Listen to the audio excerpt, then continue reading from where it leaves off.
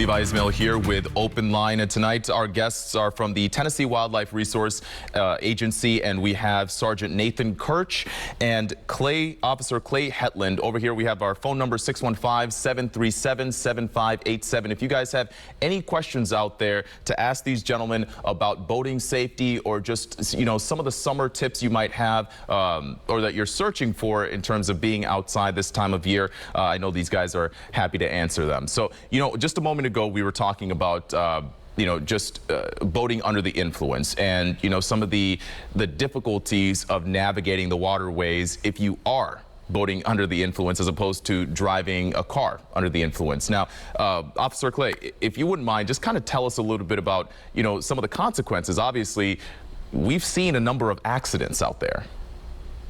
Right. So, unfortunately, we do have very many accidents in the state of Tennessee every year. And we categorize those as property damage, being $2,000 or greater, serious injury accidents, or fatality accidents. So in 2022, so far this year, we've had 51 incidents total, 23 property damage, 20 serious injury, and 13 fatalities. And that is just in this calendar year. And keeping in mind that majority of these obviously happen when we're in big time boating season, which is right now, started about a month ago. So, and comparing that to last year, in 2021, we had 22 fatal incidents, which was actually a decrease from 2020, which was 31. So that was a good direction that we went last year. Is we did decrease in that number. Percy Priest last year led the state, unfortunately, in fatal accidents, which was 5. So Nathan and myself are both very familiar with Percy Priest, a very, very heavily trafficked lake. So we do a lot of education out there to try to mitigate things like that happening. Now, what do you think happened in that, I guess, in the year for it to go from showing a good trajectory where we're seeing fewer deaths to, you know, just the number going right back up? So 2020 was definitely a different year, in which obviously that was the main COVID year when that happened. A lot of people wanted to get outside, so we saw an massive increase in license sales and boating registrations. I think that it was the leading cause of incidents is operator inexperience in the state. So I think that 2020 was a prime example of operator inexperience leading to a lot of those fatalities, because it was a year that people wanted to get outside because it was where they felt safe. So they would buy a boat or buy a license and some fishing poles and go out. And I think that played a big factor in 2020. And then the decrease last year, I would say the reverse side of that, a lot of people were selling the boats that they bought and not utilizing the outdoors like they did the year prior. And hopefully it has something to do with us and being proactive in our enforcement, in our education, and people taking it seriously and respecting the resource and the dangers of the resource. So I think multiple factors would be involved in those stats. Gotcha. Okay. I mean, just the fact that you mentioned the pandemic, obviously the pandemic has had an impact across the board, no matter what, you know, industry or no matter, you know, what field we're talking about here. There's some sort of, you always have to factor that in whenever we're talking about, you know, these stats. You know, I do find it interesting. You said the operator error or operator inexperience is one of the biggest factors in any of these accidents happening.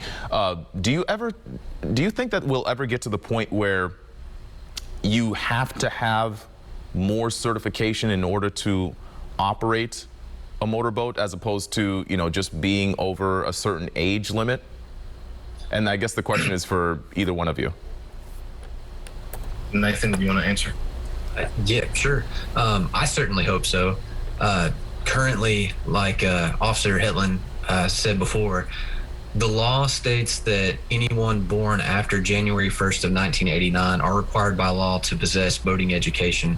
So I fall into that category myself, having to have that requirement. But anybody born prior to that, they're kind of grandfathered in, so they don't legally have to possess any education before they hit the waterway on any type of knowledge or boating knowledge prior to that. So I myself, I think it's crazy to think that, you know, nobody would go on our roadways and operate a vehicle never having driven a truck or a car before and not knowing the laws of the road, traffic lights, stop signs, and things of that nature. I don't think it's any different on our waterways, but we see it every single year. People will buy a boat and they've just never operated a boat in general before, or they've never operated that size of boat or that type of propulsion system, whether it be you know, an outboard, an inboard, a jet drive. So I think you know, seeking out further education for yourself prior to hitting the waterways would just really help and go a long ways, because like Officer Hetland said, operator inexperience, that's a #1 cause of our boating accidents, fatalities, and deaths.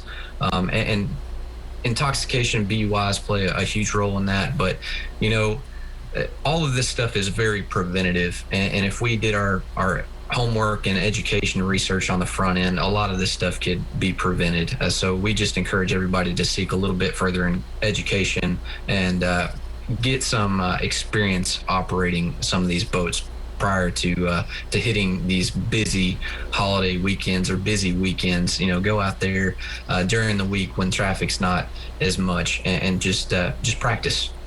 No, absolutely. I mean, it makes sense. You would practice for your, you know, your driver's test. So it would make sense why you would have some sort of practice for, you know, hitting the lake. I guess the difference, of course, is, you know, when I was trying to learn how to drive a car, I had a parking lot that I could go to, and that was where we, you know, that's where we figured it out. Whereas for this, practice is the game. You're on the lake, you're on the river, you're wherever, and now you're just kind of having to figure it out, and you may have other people going by. But again, that goes to your point about, you know, why it's important to have some sort of training beforehand, whether that's you know, on paper or something of that nature. But I guess I'm also wondering, I don't know how, if you guys know what the statistics are behind any of this, but, you know, it seems to me like we have quite a bit of first-time boaters out there. People who are, you know, hitting the water for the very first time, and, you know, they may fall beyond that threshold where now they're old enough to where they can have the boat on the water without having to have any of that, you know, certification. And so I'm assuming that also plays a factor into this too, is that a lot of first-time boaters without any sort of knowledge whatsoever on how to boat. You're exactly right.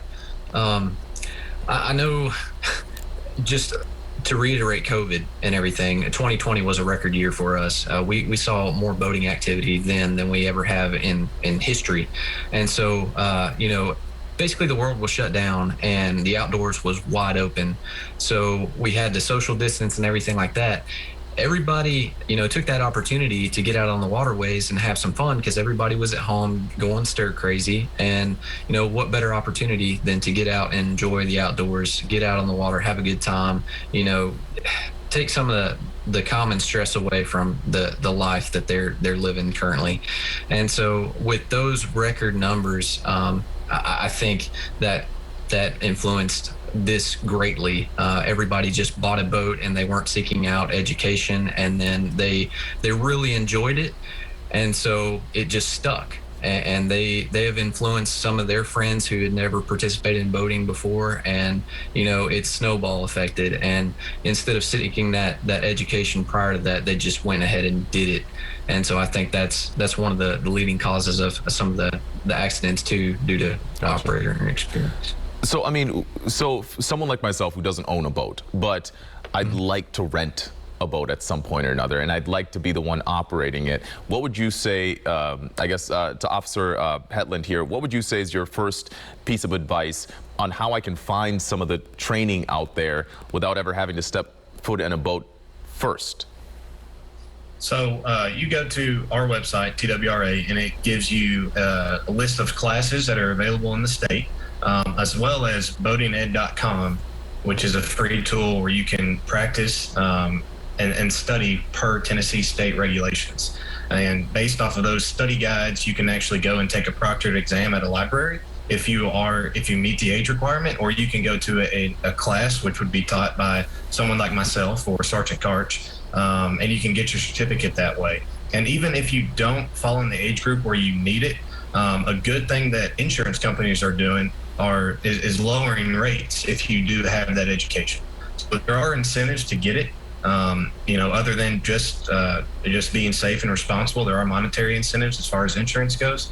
But, it goes back to what you initially learn on the roadways. You're taught to be a defensive driver first, and the same mindset needs to apply on the water. You need to be a defensive driver, because if the number one reason that we have these boating incidents is operator inexperience, that should be a wake-up call to anybody else out there on the water, that you are not dealing with experienced people out there most of the time.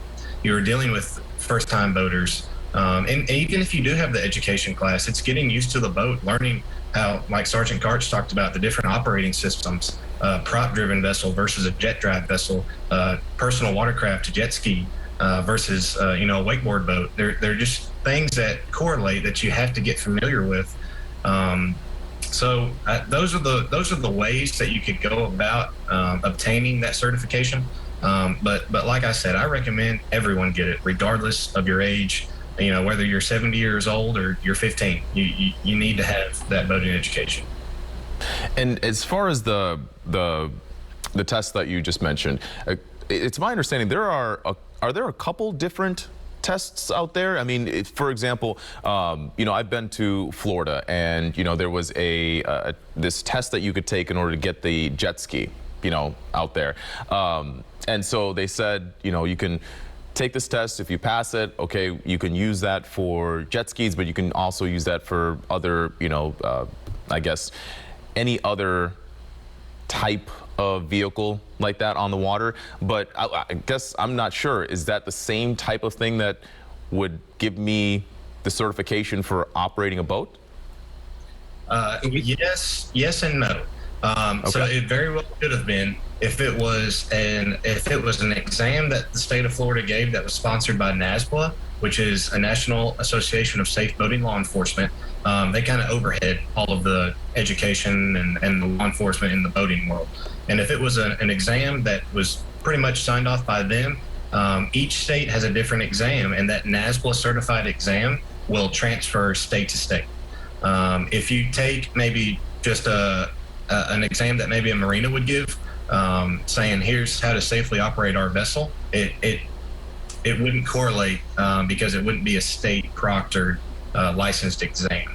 But each state, if you were to go get your boating license in the state of Florida, and then they give their test through NASBLA, then you could take that in Tennessee and legally operate a vessel with that boating education. See, these are the questions, guys. These are the questions. Because I think there's still, just at least for me, it wasn't always that clear. They said it, and then I thought, well, how does this small, jet ski correlate to me driving this, massive boat where I might have other people, responsible, that I might be responsible for other people. And so, in my mind, it didn't click. My guess is that I took one test that didn't necessarily apply to everything. At least I hope that was the case, because, I don't have any experience operating a boat or, I guess I drove the jet ski, but that's pretty much where my experience is limited. But, this is, we're talking a lot about boating, obviously, but, just simply the notion of being outside is definitely a big thing on people's minds. You talked about how the heat plays a factor in boating under the influence, because it's beating down on you, and we've dealt with some record heat the last couple of days here. And so what are some things that you guys think about when that come to mind when you're thinking, okay, well, people are outside, they want to be safe, but they may forget this this thing. You know, they may, you know, it may just slip their minds, and now it puts them at risk. I guess, Sergeant Karch, let's start with you. The first thing that comes to mind, and usually is always my number one, is going back to your life jackets. Making sure that you have that anytime you're out on the waterway, regardless of whether it's just as simple as an inner tube or a paddle board or a kayak or anything of that nature, all the way up to huge motorized vessels. You need to have a life jacket. And if it's not on you, it needs to be close by and readily accessible in case of an emergency situation. So again, I just strongly encourage everybody to have one that they know that fits them, readily accessible, and U.S. Coast Guard approved, that's inherently buoyant, not one of those automatics or pull tabs or anything like that. It needs to be inherently buoyant. It just, as soon as it hits water, it's going to float you. So my number one is always going to be life jackets. That's interesting. You're talking about the inflatables that as soon as you hit water, then they start inflating and such. Like they're not Correct. as okay. So those, Correct. I mean, I guess, yeah. I mean, that makes sense. Is that if you hit the water and say you're unconscious or something, you may not have the wherewithal to pull up string to inflate something, or you know, who knows if this thing is going to operate the way it should, as opposed to something that's already inflated. Right. Okay. And those ones have a shelf life. I mean, they operate on a CO2 cartridge, so you gotta, you know, make sure that they are routinely maintained on, honestly, probably a 6-month basis, but definitely year to year, and check the expiration date and replace those CO2 cartridges. But I myself, I don't want to, you know, put my life in a CO2 cartridge hands. I want something that's going to float me as soon as I hit the water. So that's why we always encourage those inherently buoyant life jackets. I don't know why, for some reason, when we were talking about life jackets, I completely forgot that there are other types of life jackets out there that, you know, may try and pass as safe, but the reality is, you know, they may not be nearly as effective as something that's already inflated. Correct. Okay. You know, I guess for Officer Hetland, you know, same type of question. What is something that comes to mind when you think of, you know, things that people may forget about how they should, you know, I guess, how they should interact with being outside? I mean, the fact is, like we said, you know, a lot of people might forget that, you know, it's as hot as it is outside, and they may need to, you know, they have to be hydrated, they have to, you know, do all of these other things, but they may forget about something. And so what's something that comes to mind when you think, okay, well, we need to keep this on the minds of everyone? My thing would be the alcohol and the use of alcohol in the heat like this. And I know we've mentioned it briefly prior conversation, but this heat is going to dehydrate you even faster. So staying hydrated, drinking water is very, very important, because alcohol obviously does not hydrate you. It does the exact opposite. So if you're continually drinking alcohol in heat like this, it's gonna impair you quicker. You're gonna feel the effects of it faster, because you are being dehydrated and you're not replenishing that in any way whatsoever. So my number one thing that people need to keep in mind out on the water is the impairment factor that goes into it, and being safe. And you know, there are, like Sergeant Karch mentioned, there are no seatbelts in these vessels. And when you collide with something in a vessel, there's no telling where you're going to go. In a car, you have a seatbelt on, and hopefully you're wearing the seatbelt, and hopefully it contains you in that seat. But boats are not designed for safety. There are not walls to them. There are not airbags in them. So, and correlating that to alcohol, obviously, is very easy, because alcohol is a big factor in some of the collisions that we have in the state. And when you're not thinking of the safety and the alcohol and the heat and the dehydration and the life jackets and everything that goes into being a safe, responsible boater, there can be some serious consequences. Absolutely. Well, definitely some good insight there, gentlemen. Remember, folks, you can always dial in 615-737-7587. We'll be right back. We got OpenLine here, and so we're waiting to hear from you.